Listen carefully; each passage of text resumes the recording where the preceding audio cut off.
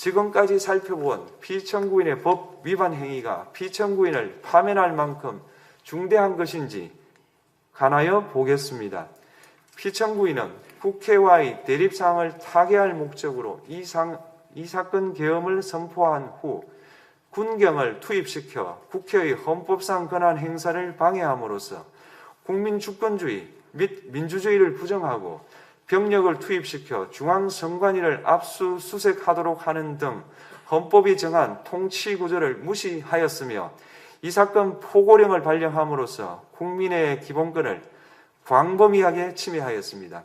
이러한 행위는 법치국가 원리와 민주국가 원리의 기본 원칙들을 위반한 것으로 그 자체로 헌법 질서를 침해하고 민주공화정의 안정성에 심각한 위해를 끼쳤습니다. 한편 국회가 신속하게 비상계엄 해제 요구를 결의할 수 있었던 것은 시민들의 저항과 군경의 소극적인 임무 수행 덕분이었으므로 이는 피청구인의 법 위반에 대한 중대성 판단에 영향을 미치지 않습니다. 대통령의 권한은 어디까지나 헌법에 의하여 부여받은 것입니다. 피청구인은 가장 신중히 행사되어야 할 권한인 국가 긴급권을 헌법에서 정한 한계를 벗어나 행사하여 대통령으로서의 권한 행사에 대한 불신을 초래하였습니다. 피청구인이 취임한 이래 야당이 주도하고 이례적으로 많은 탄핵 소추로 인하여 여러 고위공직자의 권한 행사가 탄핵 심판 중 정지되었습니다. 2025년도 예산안에 관하여 헌정사상 최초로 국회 예산결산특별위원회에서 정액 없이 감액에 대해서만 야당 단독으로 의결하였습니다.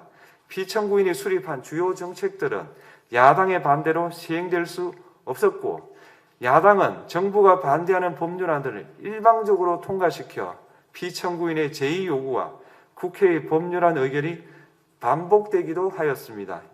그 과정에서 피청구인은 야당의 전횡으로 국정이 마비되고 국익이 현저히 저해되어 가고 있다고 인식하여 이를 어떻게든 타개하여야만 한다는 막중한 책임감을 느끼게 되었을 것으로 보입니다. 피청구인이 국회의 권한 행사가 권력 남용이라거나 국정 마비를 초래하는 행위라고 판단한 것은 정치적으로 존중되어야 합니다. 그러나 피청구인과 국회 사이에 발생한 대립은 일방의 책임에 속한다고 보기 어렵고 이는 민주주의 원리에 따라 해소되어야 할 정치의 문제입니다. 이에 관한 정치적 견해의 표명이나 공적 의사결정은 헌법상 보장되는 민주주의와 조화될 수 있는 범위에서 이루어져야 합니다. 국회는 소수 의견을 존중하고 정부와의 관계에서 관용 그리고 자제를 전제로 대화와 타협을 통하여 결론을 도출하도록 노력하였어야 합니다. 피청구인 역시 국회의 대표인 국회를 협치의 대상으로 존중하였어야 합니다. 그럼에도 불구하고 피청구인은 국회를 배제의 대상으로 삼았는데 이는 민주정치의 전제를 허무는 것으로 민주주의와 조화된다고 보기 어렵습니다. 피청구인은 국회의 권한 행사가 다수의 횡포라고 판단했다 하더라도 헌법이 예정한 자구책을 통해 견제와 균형이 실현될 수 있도록 하였어야 합니다.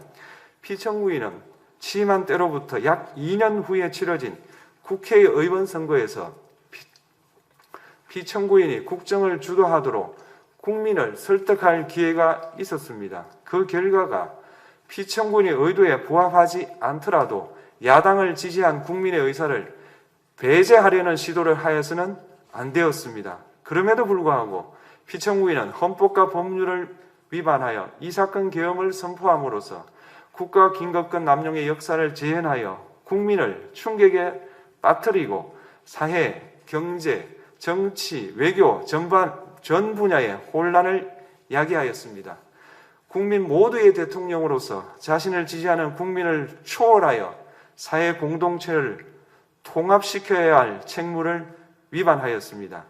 군경을 동원하여 국회 등 헌법기관의 권한을 훼손하고 국민의 기본적 인권을 침해함으로써 헌법소의 책무를 저버리고 민주공화국의 주권자인 대한국민의 신임을 중대하게 배반하였습니다.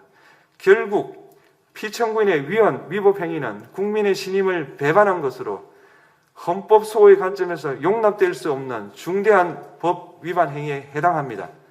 피청구인의 법 위반 행위가 헌법 질서에 미친 부정적 영향과 파급 효과가 중대하므로 피청구인을 파면함으로써 얻는 헌법소의 이익이 대통령 파면에 따르는 국가적 손실을 압도할 정도로 크다고 인정됩니다. 이에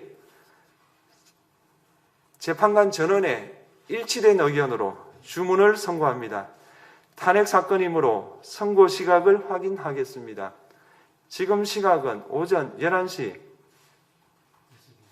22분입니다. 주문, 피청구인 대통령 윤석열을 파면한다. 시원해. 아주 시원하구만.